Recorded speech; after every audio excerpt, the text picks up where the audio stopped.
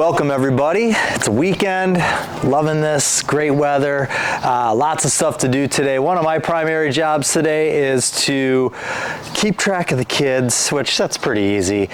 Do some random things here and there, help Casey whatever she needs help with. She's got a lot of stuff left to plant yet, so we'll kind of show you what she's up to there, but just gonna kind of, you know, film whatever we're doing today. Some random stuff, but it'll be all beautiful, it'll be all fun. That's what we're doing. So the girls are just enjoying a little bit of sunshine in the garden room here. Casey's still got a lot of stuff here, but not a ton. And she's got a lot in the greenhouse too, but she's got everything up here planted, and she's got everything over here planted. She's still got a few things in there to do. And then she's got these beds here, which need to be planted up here. And then after these beds, then I think that's pretty much it. So look, whenever I come walking over here, everybody's gotta run over here to see what I'm doing. One of my favorite things on this planet are birds. And so I always want to make sure to keep the feeders full. We got a great view from inside the house. In fact, our couch kind of sits right up against our sunroom windows, so we can watch the birds. This is the coolest thing. Casey got me this for Christmas, one of my all-time favorite gifts. This is called the Bird Buddy. It has a camera built into it, which, by the way, got this in December, charged it, put it out Christmas Day. The battery is still 100% full. It's got the little solar panel here, but birds land on here, and then you get notified on your phone. It takes videos and pictures, and then it identifies the bird too. So all day I'm getting notifications, and at the end of the day I can, take a little bit of time and check out what's been on the Bird Buddy. But I love this thing. Lana's trying to get Indy to come on over.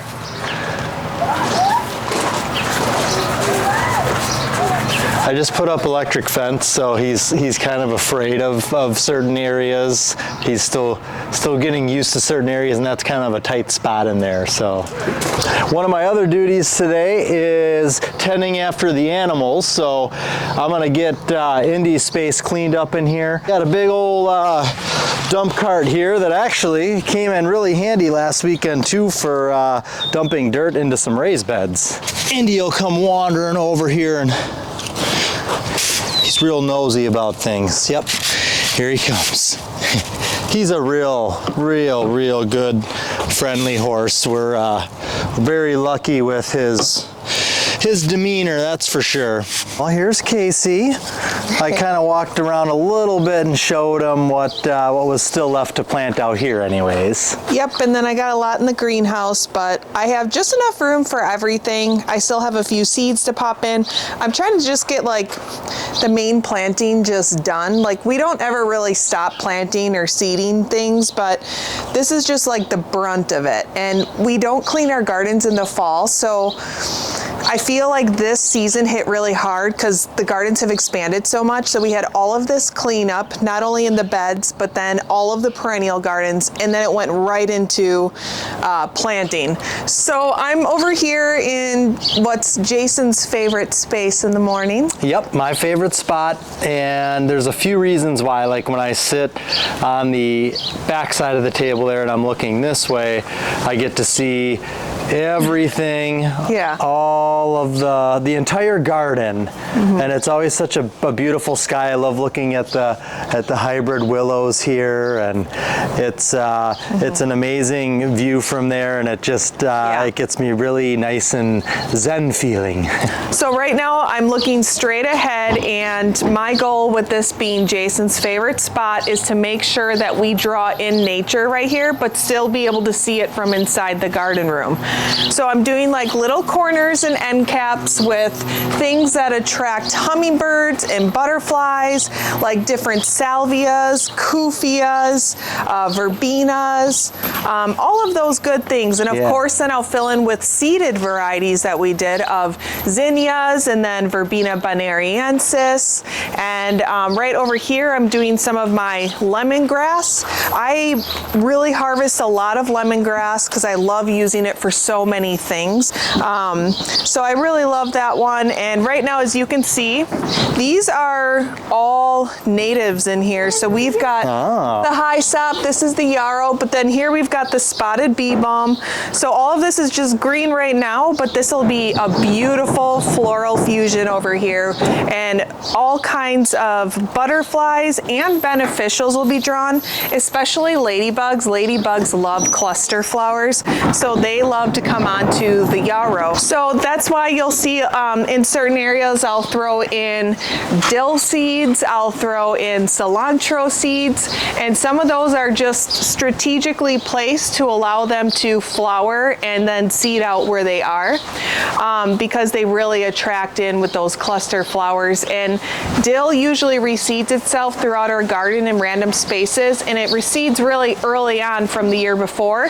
That helps the black swallowtails. That's what they love to eat on, whereas the monarchs are more milkweed. We have a suspicion that the ducks might have a nest. They haven't been wanting to come in at night, and so they've got like a super protected area under all the trees here.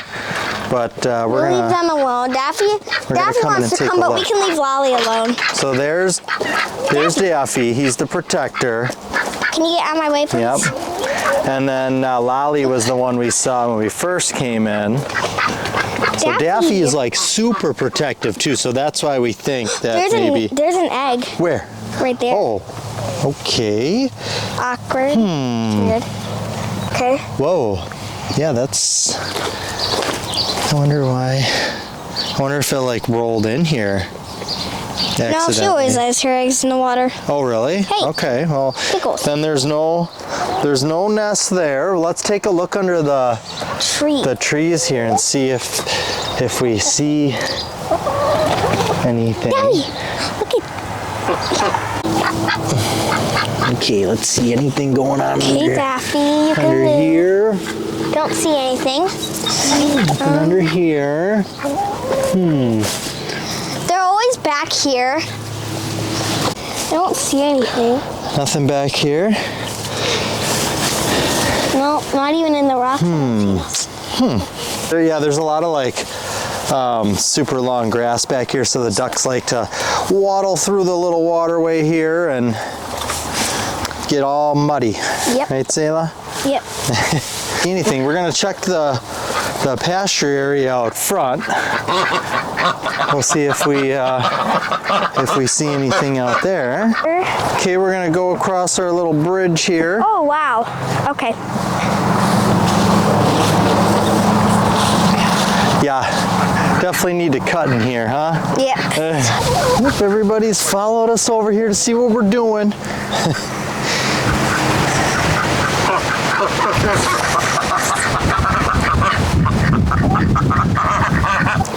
Look at these two.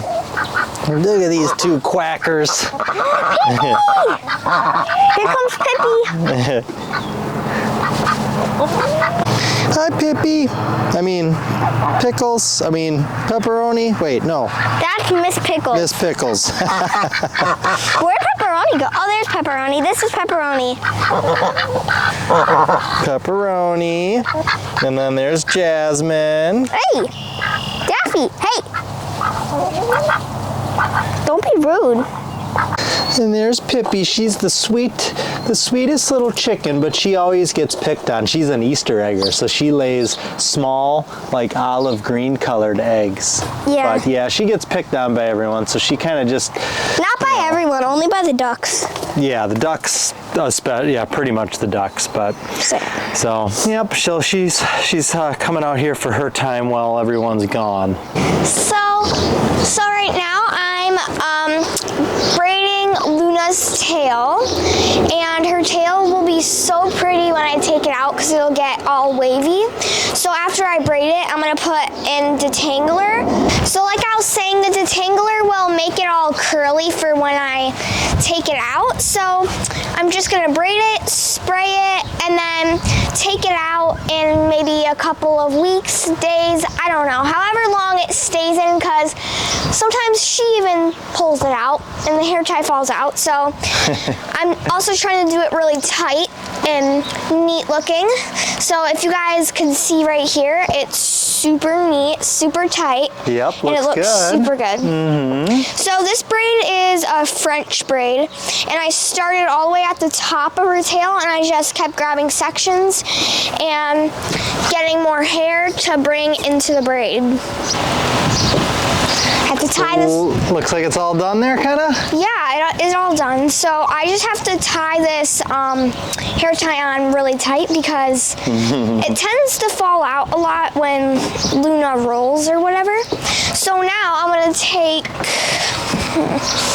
my mane and tail detangler and we'll put that on spray, and we're just gonna spray onto her tail. So what does that do? So when the braid is wet, it's kind of like with your own hair. Like if you're going to the pool or whatever, you braid your hair, and then you also sleep with the braid in it or whatever, and you get it all wet and stuff. Because when you take it out, it'll be all curly. Oh. So that's what is gonna happen to Luna's tail. When I take it out, her tail will be looking lickety splits, real nice. But she will have to get a bath soon, so this braid might have to come out. Yeah, so here from behind, the view we were talking about before, one thing new this year, just a really, minor thing, but still new, is how we have the second level of beds here, because last year the bed didn't quite get up to the bottom of the deck, and so we weren't able to sit inside and fully enjoy what was planted here. Yeah. So it's kind of a nice little step up now. It was one of those little projects that we talked about doing, but it's like it just got thrown to the end of the list, and before you know it, the season's over. Yep. So I'm grabbing some of our millet, Love which those is millet. also an amazing attractor for birds, small birds such as finches. So Jason's a bird guy, big bird guy. So we're going to kind of place these in here too, so that way as they grow, the finches have somewhere to land and feed. So we're creating him his own little paradise that's here. going to be awesome to be able to just, I can see myself relaxing in there, and all of a sudden little finches are flying up and landing on there, and I love it. It'll be really nice. Yeah. So I'm just adding a little grouping on each side, just so that way it's kind of even and a little bit more symmetrical to the eye as you're sitting from there. But then the rest over in these areas, I need an area to seed our beans. So I'm gonna then seed some little bean pockets over in here, and then over in here. I love snacking on those green beans when I'm over there too. Yeah, you still want to make room for your food. Growing the food is actually even more important than a lot of this. But when you bring in these kinds of flowers and things that draw in nature, you don't need to use all these pesticides. I mean, it's nice to have some organic options available, because in the beginning, you're just starting to kind of draw in those beneficials, so you don't have a ton. But once it's you're in it a month, they know where to come, they know where to go, and then they just start taking care of the problem. When we started going organic in our garden, because we didn't start off organic, in our container gardening, like window boxes, individual containers with just flowers, those aren't organic. But all of our beds that carry healing herbs and food, those, even though flowers are mixed in, those are organic. And really, we don't have to do anything. It's every year we just kind of, alternate between like compost, worm castings. I've had people asking me before, so that's why I want to share. We've done the liquid espoma, which has worked. We've done the dry espoma, which I wouldn't do. That was like the manure one, or yeah. It was dry granules, but it smelled like all summer. I mean, you were just living in a cow pasture, and it was horrible. We've even done our own worm teas in the past. I've done where we've done comfrey soaks, which anytime you do those things, you want to dilute it. You don't want to use it like in its pure form after letting it marinate for like a couple weeks. So it's basically like a high concentrate formulation at that point. So like anything, you can burn your plants and kill them. So you always want to dilute it with other water, and a lot of times we'll just run it right through our fertilizer injector, which if you have a large garden that you're having to fertilize and carry buckets to or mix water, whatever, just get a fertilizer injector. You can put the pure concentrate, high concentrate under the injector. It pumps that high concentrate but automatically mixes it through your water, so it's diluting it for you. Most simple thing that we ever switched to was a fertilizer injector. We've also used AgroThrive. That's actually been one that we've used a lot in like the past, I'd say 4 or 5 years. And I really like that one, but it is really expensive, and I do understand the cost of it because it's one of those that most likely costs a ton to create. If you actually ever look at the process on how they create that fertilizer, you'll understand the cost, but it does actually work. So what we did with that too is we also put that in a bucket as its high concentrate form and ran it through the injector. But before we started, each time you have to mix it because it can get a little bit thick and heavy. So maybe just adding a little bit of water to dilute that as well. But there's so many different ways out there, you guys, to just organically fertilize your things if you need to, or put some fresh, compost around the surface, worm castings, all that stuff. It all helps your garden look amazing, and then that way you're not ingesting chemical fertilizers through your food and through trying to be healthy with herbs and teas and tinctures and all that stuff. You at least know what's going into it. When you buy organic in the store, is it organic? I mean, I think we're at a point right now where everyone's questioning everything, so at least we know like what you grow, you know what you're getting. Yep. Just want to show a few of my favorites right here. So this is what was this? Hummingbird Falls. Hummingbird Falls. Look at that. It's so cool. It's just like black, deep, vibrant purple. And then we've got our little cigar plant. What is that one called again? Kufia. Kufia is the proper name. And then Verbena bonariensis. Nope. So that is verbena. Oh, okay. You're correct. Okay. You are correct. It is Verbena bonariensis, but that one is the proven winner's variety, and that is meteor shower. So that will not seed out everywhere. Okay. All right. And for some reason, anything that I put back here specifically tends, and if it seeds out, it will seed everywhere. So I'm very careful about what I put back here that reseeds itself if I don't want the stones to become the new garden. Sure.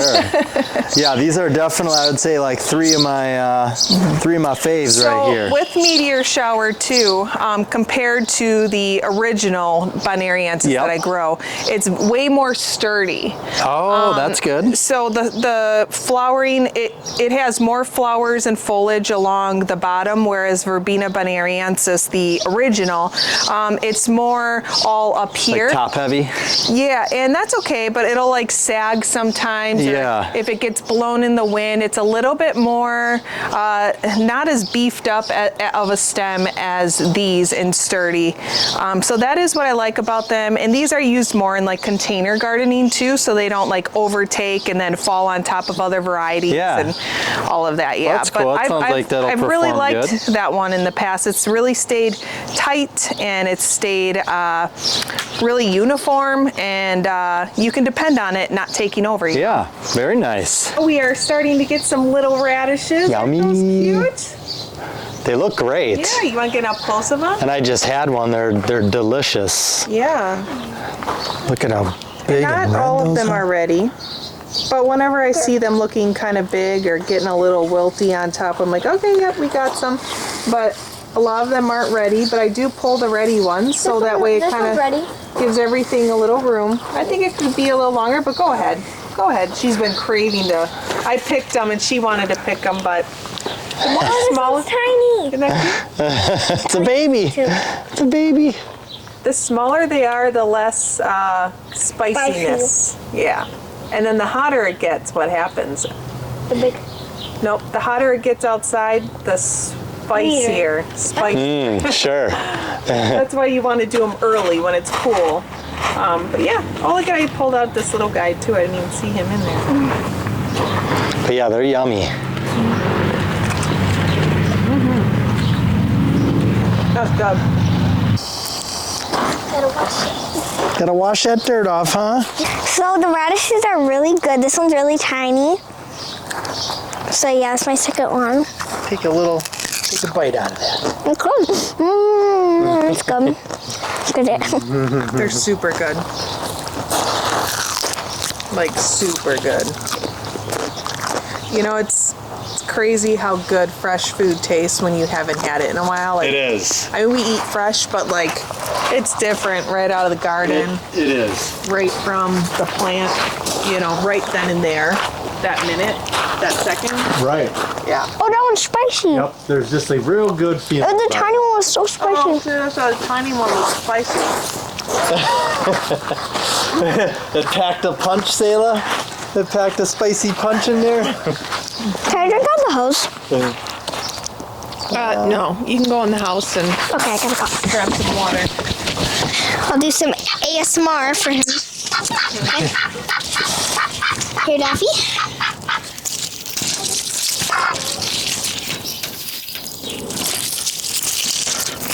Come on, Daffy. Eat it. Eat it up.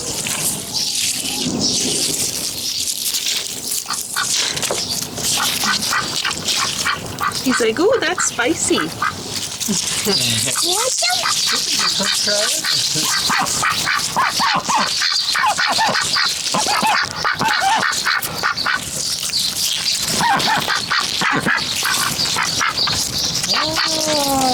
Molly's trying. She likes that. Probably because it's pink. I like red. She liked it. Some more lolly. Oh, she did it actually. But he's like, nope. He's like, we're trying it first. He's scared off the chickens. He's like, let my woman eat. Oh, he just ate a big thing of the radishes. Oh, his eyes are getting watery. Uh-huh. Lolly girl. You want it? Too big a piece. Yeah. I mean, they work their way up. They still like eating the leaves. Yeah. I wonder if the chickens will like it. You like that pepperoni or no? She'll probably like a leaf if I like stick it through. She only like eats out of my hands for like leaves and stuff. Like sometimes she'll like eat. This is what I like about this fence. Like you can literally like just put it in and then like okay bye. Yeah.